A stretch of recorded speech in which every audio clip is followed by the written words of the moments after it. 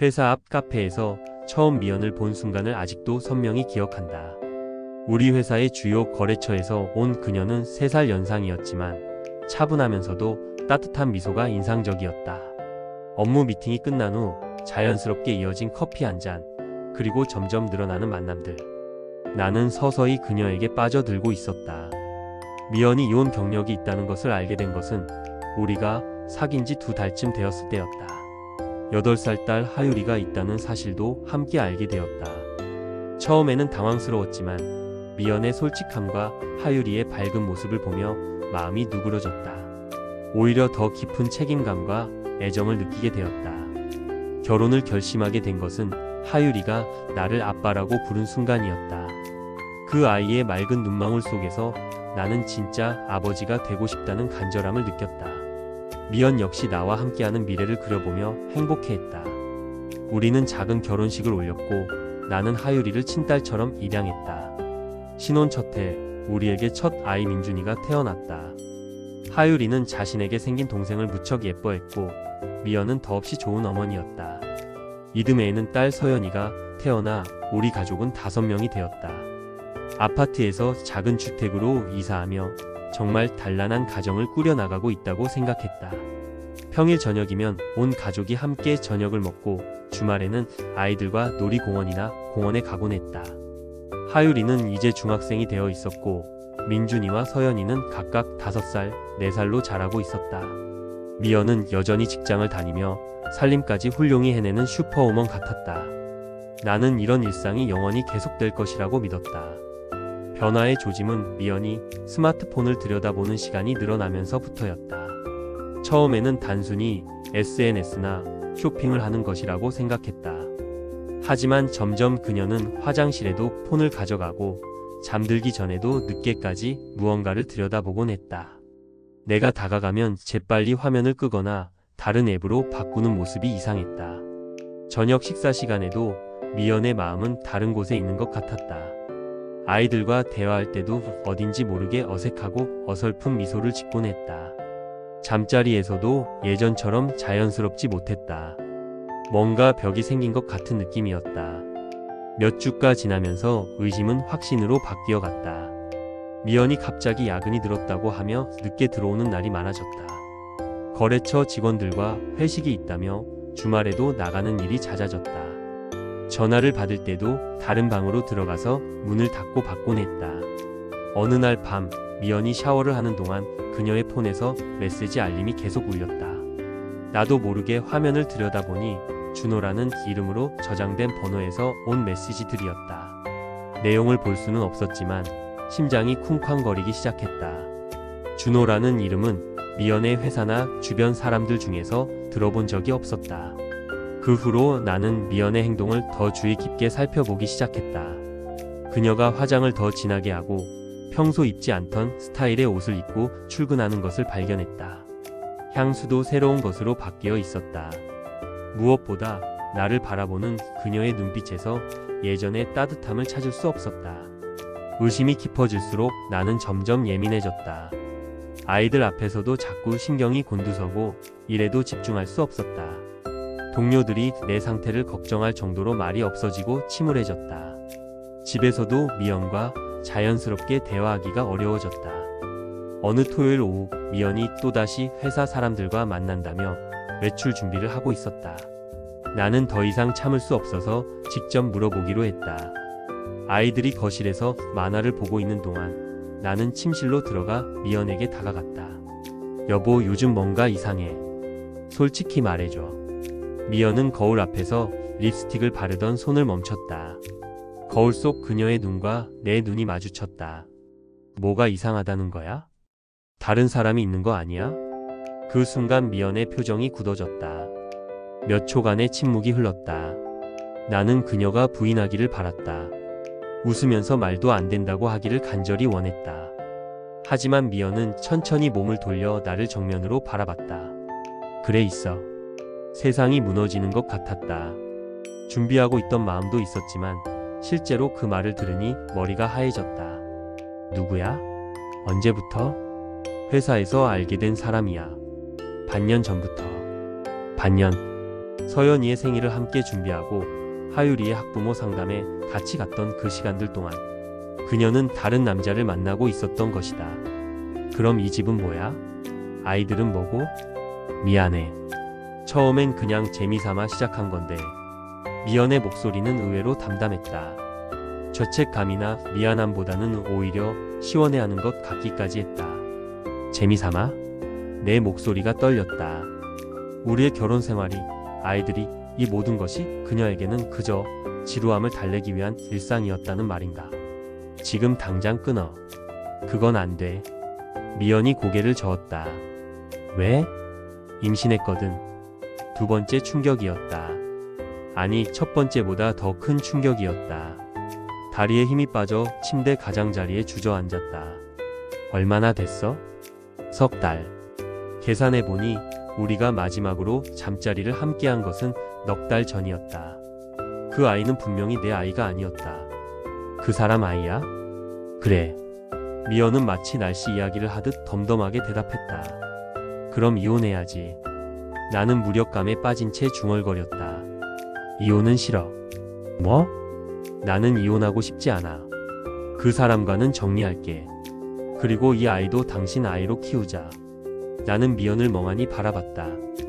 이 여자가 정말 내가 알던 그 사람이 맞나 싶었다. 어떻게 이런 말을 태연히 할 수 있는 걸까? 말이 돼? 다른 남자 아이를 내가 어떻게? 하유리도 당신 아이 아니었잖아. 그때는 괜찮았으면서. 나는 할 말을 잃었다. 하유리와 이 상황이 같은가? 하유리는 미연이 나와 만나기 전에 태어난 아이였다. 하지만 지금 뱃속의 아이는 우리가 결혼한 상태에서 그녀가 바람을 피워 생긴 아이였다. 그날 밤 미연은 결국 약속이 있다며 나갔다. 나는 아이들과 저녁을 먹으며 평소와 다름없이 행동하려 노력했지만 마음이 무겁기만 했다.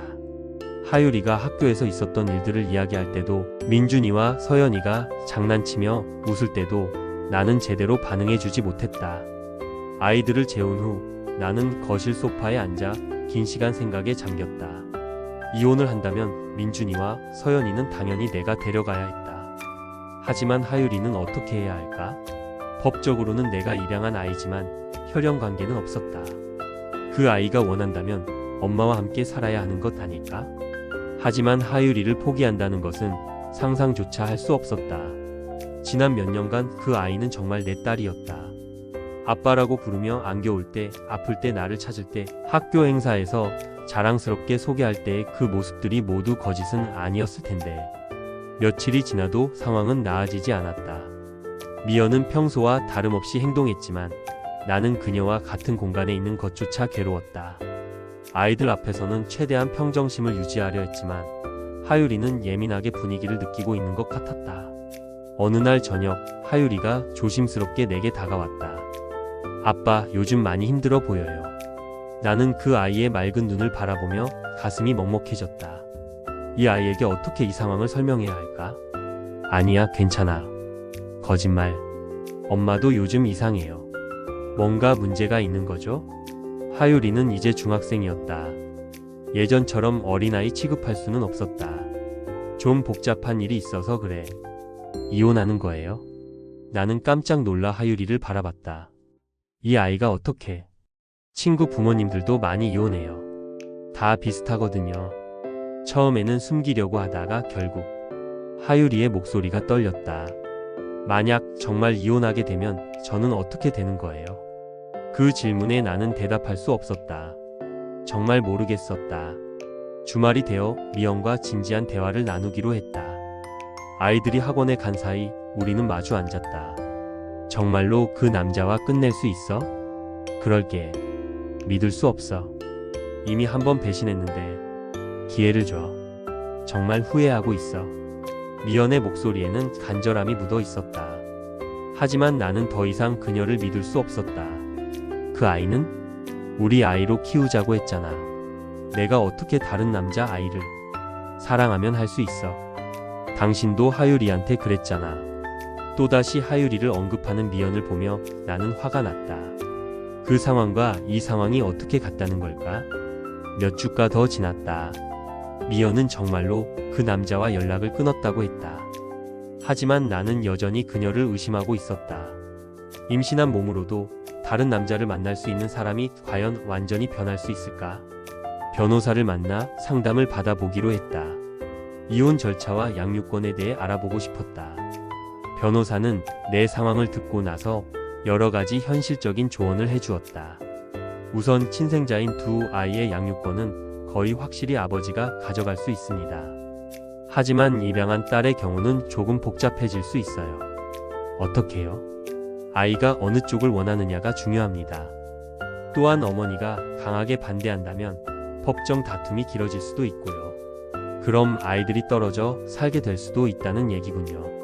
그럴 가능성이 있습니다. 상담을 마치고 돌아오는 길에 나는 더욱 혼란스러웠다.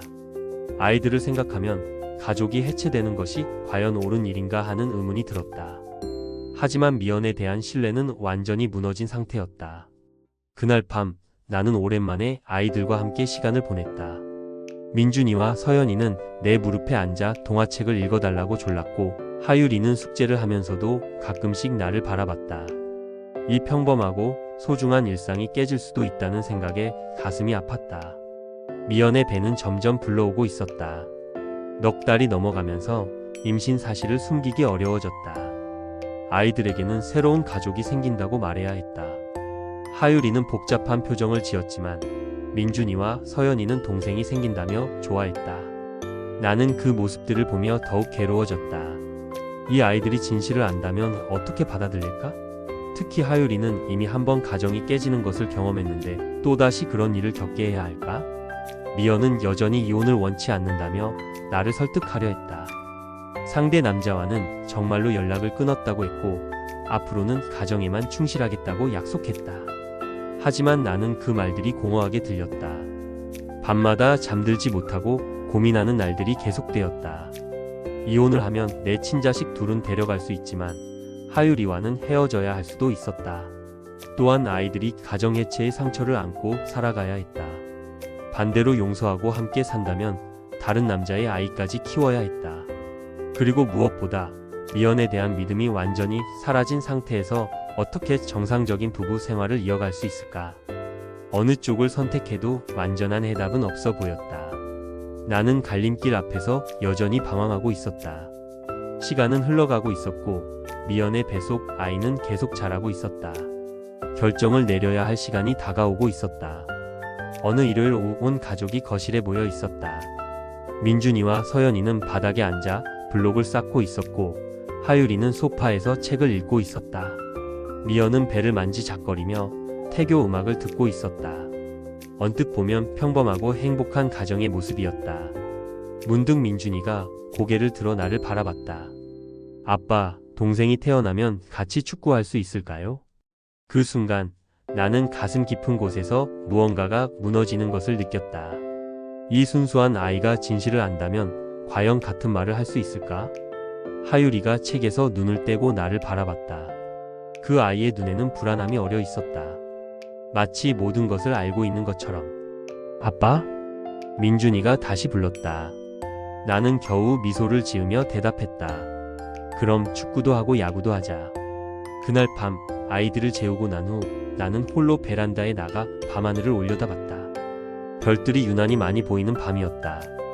어린 시절 아버지와 함께 이런 밤하늘을 바라보며 미래에 대한 꿈을 이야기하던 기억이 떠올랐다. 그때의 나는 이런 복잡한 현실을 마주하게 될 줄 몰랐다. 휴대폰이 울렸다. 문자 메시지였다. 발신자는 준호였다. 미연의 폰이 아닌 내 폰으로 온 메시지였다. 미연 씨와의 일은 정말 죄송합니다. 하지만 아이는 제가 책임지겠습니다. 나는 그 메시지를 몇 번이고 다시 읽었다. 그리고 삭제했다. 미연이 베란다로 나왔다.